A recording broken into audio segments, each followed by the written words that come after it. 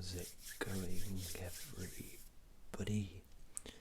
Welcome back to another video. So in today's video we are going to be completing another episode of our series Where Are They Now?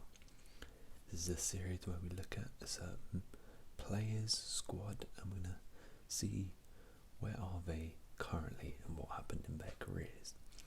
And today we're going to be continuing a bit with the World Cup build-up. It's a World Cup theme. We're going to be looking at the 2014 German World Cup winners, the team who beat Argentina in the final with the infamous Mario Götze goal. And of course, with that big win over Brazil, which is one of the biggest and most memorable moments in World Cup history. So we're going to be looking at the starting 11 and who came on in that World Cup final. We're going to look at where they are now and where they were in 2014, because it's a very interesting one, I must say. And we'll also then after that look at a couple of players in the actual squad as a whole. But yeah, if you do enjoy, please leave a like. Let me know who you want to see next in the Where Are They Now series, and yeah, let's begin. So the goalkeeper for the final was Manuel Neuer, and Neuer continues to be Germany's first choice keeper to date. In 2014 he kept 4 clean sheets, and he actually had completed 244 passes, 2 more passes than Messi, which is a remarkable stat. He's considered one of the best goalkeepers in the world, and at the time he actually won the Golden Glove, and he is still currently at Bayern Munich. He's their number 1 keeper, and since 2014 he's added it. He captained Bayern Munich to a treble, so Manuel Neuer very much still at the top of his game, and will probably be the number 1 for the World Cup this year. Right back was Philipp Lahm. He was actually the captain of the German team, and in the group stages he was actually deployed as a defensive midfielder. However, he was put in at right back towards the back end of the competition. The World Cup final was actually his last international match.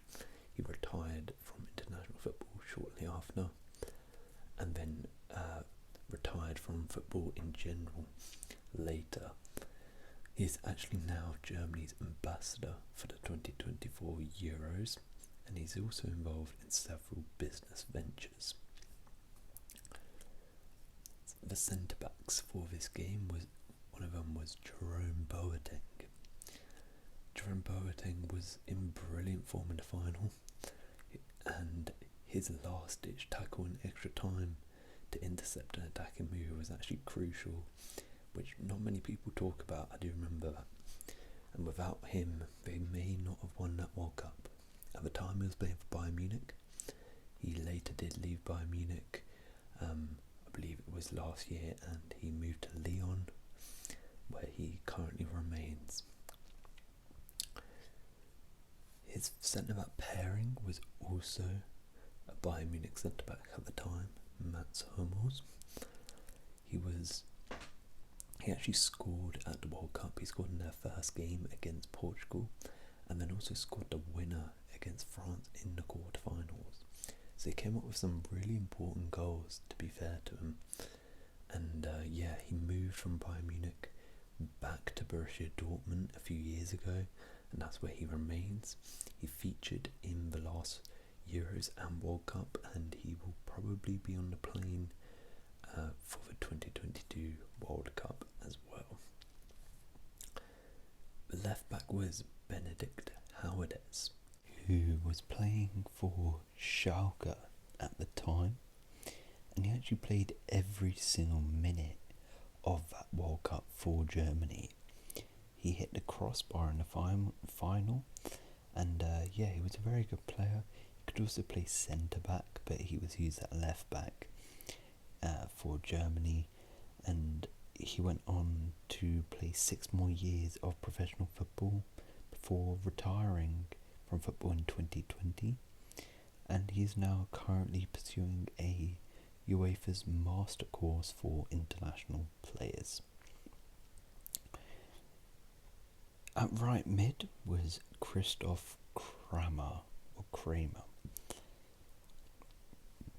He was included in the starting 11 after Sami Khedira's injury before kickoff. However, he did actually get concussed during the game, and Christoph Kramer, he is currently playing for Borussia Mönchengladbach. He's been playing there for many years. He's not actually a right midfielder, he's more of a central defensive midfielder. But yeah, he still plays for the German national team. He's not really a starter, but he does get called up, and we might potentially see him in that World Cup squad this year.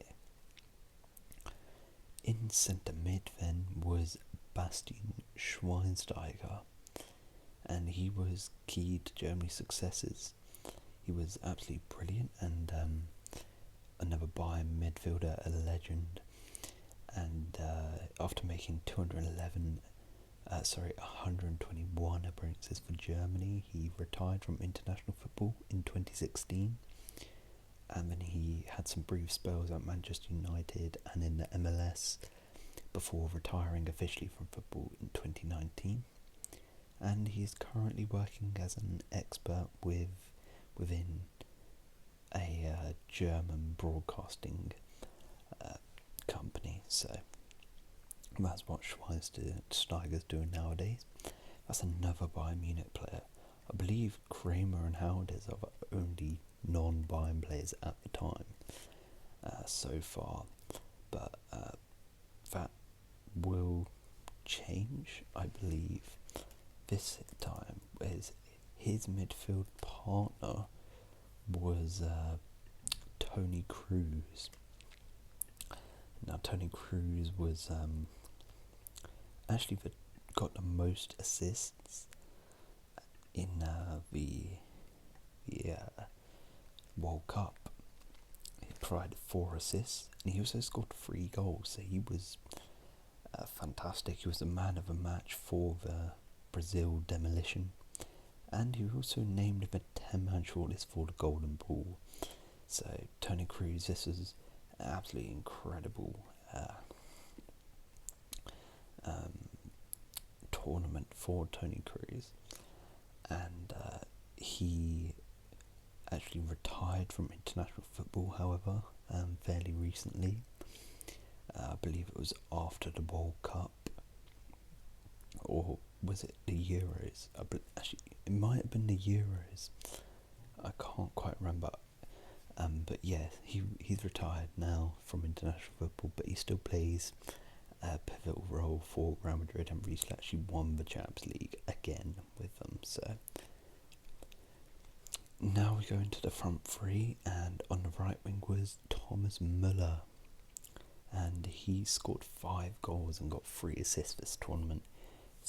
He's only the 3rd player to score at least 5 goals in each of his first 2 World Cups, and he made a place in the World Cup All-Star XI and Dream Team. He was playing at Bayern Munich. This was really his tournament. He came alive in this tournament, and yeah, he's had a couple dodgy spells at Bayern, but for the large part, he's been a fantastic part of that Bayern team. He's still there right now, and especially recently, he's had some wicked seasons, helping them win the Champions League and of course the Bundesliga. Left wing was Mesut Özil. He was actually Germany's top scorer during the qualifications. He scored 8 goals. He scored the winner against Algeria in the round of 16, and he actually created the most chances at the World Cup. And Özil, if you're familiar to the channel, we've recently did a video on Özil where we looked at the fall of Özil. So if you do want to have a look at that, I highly suggest you do, because that will tell you where Özil really is now. He is currently at Fenerbahce in the Turkish league. However, he has recently been outcasted, so he may not be there for too much longer. And the striker for Germany in that final was Miroslav Klose. And he's actually got the record for the most goals scored in the World Cup. He's got 16. And he became the first player to appear in 4 consecutive World Cup semis. He did retire from football, and then it was a couple of years actually after this, and he went on to go into coaching. And actually in May 2020 he signed a 1-year contract to become the assistant of Hansi Flick, who is the current Germany manager. He was his assistant at Bayern Munich. However, he's currently on a sabbatical after his contract finished in 2021, so he may potentially be part of that coaching staff for the 2022 World Cup with Germany. Now we're going to the substitutes. Andre Schürrle, he came on and he provided the assist for the winning goal.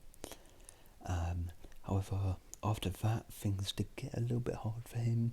Kind of fell out of favour at Chelsea, and he actually retired from football at just age 29.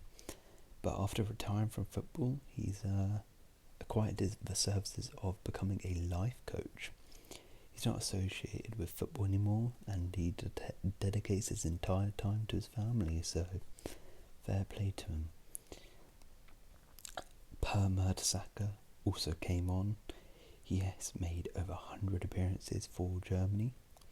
He played regularly till round of 16 in the final, and then was dropped to the bench. He did retire in 2018 from football, so 4 years after he stayed at Arsenal, and he's currently the manager of Arsenal's academy. He also, rather interestingly, co-owns a real estate agency alongside former player Clemens Fritz. So, and then of course the hero Mario Götze, the substitute. That's probably the most important goal anyone could ever score. And of course he was put to stadium after this goal, rightly so. However, his career didn't really go as planned. He's currently at Frankfurt. He recently joined them. He had some spells back at Dortmund. He left Bayern Munich. He had lots of injuries, inconsistencies. He was recently at PSV in the Eredivisie. He did pretty well there, not too bad. But yeah, he's returned to the Bundesliga now, and he's aged 30, but is nowhere near a star as what people thought he would be back when he scored this goal. But I mean, he did score one of the best and most iconic goals ever, so you can't really complain with that career. And we go into the squad now in general. Here were some other players that were involved. There was Matthias Ginter, who at the time was a Freiburg player, and he was just aged 20. He was the youngest player in the German squad. He didn't make an appearance, but he was around, and he is currently a German international. He played at the World Cup and the Euros, and he's 28 now. And rather interestingly, he's recently left Gladbach to go back to Freiburg, who he was at when Germany won the World Cup, so potentially that might happen again. And also Julian Draxler, he was just 20 when he was in this squad. He came on as a sub in the Brazil semi-final win, and was an unused sub against Argentina. He was at Schalke at the time. He then moved to Wolfsburg, where he did very well, then joined PSG. He did play a big part in the Euro 2016 semi-final run, but he struggled a bit for game time at PSG, and he may potentially get a call up if he's lucky, but it's looking fairly unlikely that he will be at least in the starting 11 for the 2022 World Cup. And finally we'll end on Eric Durm. He was a fullback who was 25 at the time. He had a lot of potential. People talked about him a lot. People thought he would be the next big, fullback like Lahm. Didn't really work out for him. He had a lot of injuries. He missed many games for injuries. Unfortunately for him, he left Dortmund in 2018, and he's currently playing in the second tier of German football at age 30. So yeah, there we have it.